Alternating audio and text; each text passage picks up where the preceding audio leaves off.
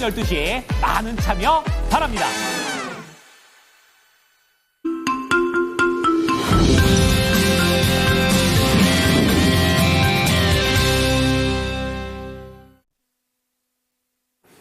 안녕하십니까. 모닝쇼 이건입니다. 뉴욕 증시 3거래일 만에 하락하면서 거래를 마쳤습니다.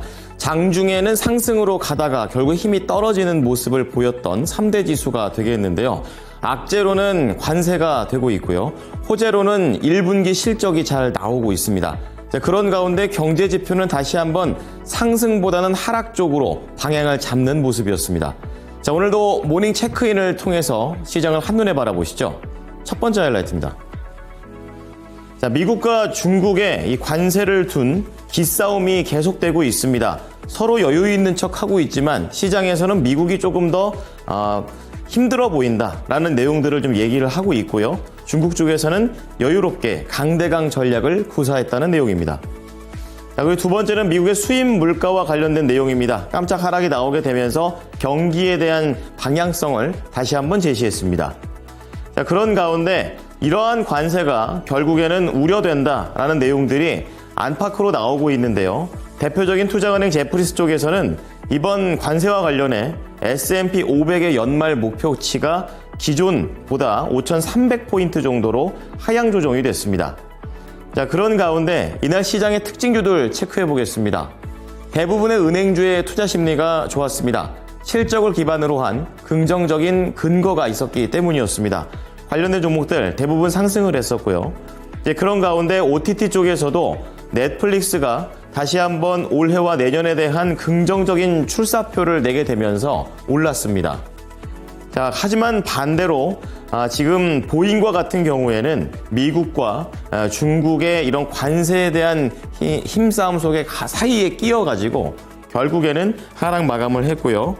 업황 자체가 계속해서 부진하다라는 걱정을 갖고 있는 2차 전지와 관련된 종목 중에 자율주행인 모빌아이, 이날도 힘이 없었습니다. 오른쪽으로 넘어와 보시면 오늘 모닝뉴스 준비가 되어 있는데요. 첫 번째는 협상과 관련된 내용입니다. 미국에서 관세라는 카드를 꺼내 들었으니까 국내에서도 협상이라는 대응책을 지금 준비하고 있는데요. 자동차와 관련된 부분들이 어제 시사가 나왔기 때문에 이런 것을 혜택을 받게 되면 LNG 쪽에서 우리가 또 줘야 되는 그런 부분들이 언급되고 있습니다. 자, 그런 가운데 최근에 여러 가지 사고들이 국내에서 나오고 있는데 대표적인 게 또 싱크홀이 되겠습니다. 서울시 측에서는 관련된 이 노후된 하수관과 관련해서 대책회의를 예고했고 관련된 종목들을 미리 점검해 봐야겠습니다. 자, 그런 가운데 실적과 관련해서는 반도체 투톱 중에 하나 SK 하이닉스입니다. 다시 한번 수출액이 급증했다라는 내용 자세하게 짚어보겠습니다. 자, 밑에 보시면 오늘자 리포트가 3가지 준비되어 있습니다. 첫 번째 종목은 음식 식음료 쪽에서 교촌 F&B가 되겠습니다. 실적 전망 자체가 아쉽다라는 그런 내용이 있지만 결국에 아쉬운 것은 1분기까지이고요. 2분기부터는 긍정적인 부분을 예상합니다. 자, 두 번째는 오리온입니다. 비슷한 이제 범주 내에 있는 그런 종목이 되겠는데요. 지금 전반적인 매출의 성장이 잘 나오고 있고 여기에 더해서 국내, 국외에서 관련된 공장에 투자한다는 소식들을 언급합니다. 자, 세 번째로는 세아 제강입니다. 철강 쪽에서 목표 주가가 상향 조정이 됐는데요. 내수가 좀 회복될 수 있다는 기대감도 있고 또 미국 수출에서 다른 기업들에 비해 경쟁력을 갖고 있다는 분석입니다. 자, 뉴욕 증시 3대 지수 체크해 보겠습니다. 결국에 반락하면서 거래를 마쳤는데요. 자, 이날 다우 지수가 0.3 그리고 S&P 500 지수가 0.1% 약보합으로 거래를 마쳤고 나스닥 지수도 0.05% 아직 큰 폭의 하락은 아니었습니다. 그런 가운데 3거래일 만에 숨고르기에 들어갔다라는 그런 평가가 되겠고요. 관세에 대한 불확실성은 계속 보자라는 시장의 목소리가 있었고 그런 가운데 1분기 실적 발표가 긍정적으로 나왔습니다.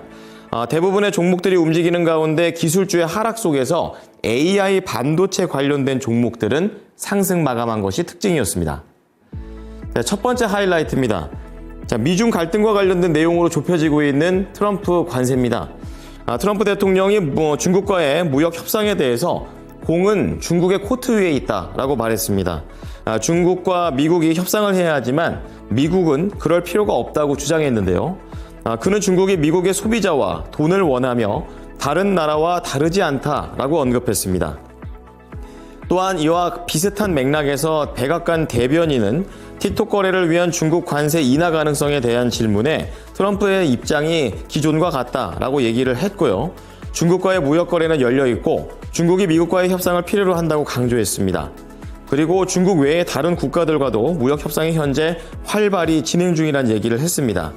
특징으로 볼 수 있는 건 자동차 추가 관세에 대한 발표를 기다렸었는데 이것과 관련해서는 특별히 추가된 내용은 없었고요. 법인세 인상 지지라든지 미국의 농민 지원책을 검토 중이라는 부수적인 내용들을 밝혔습니다.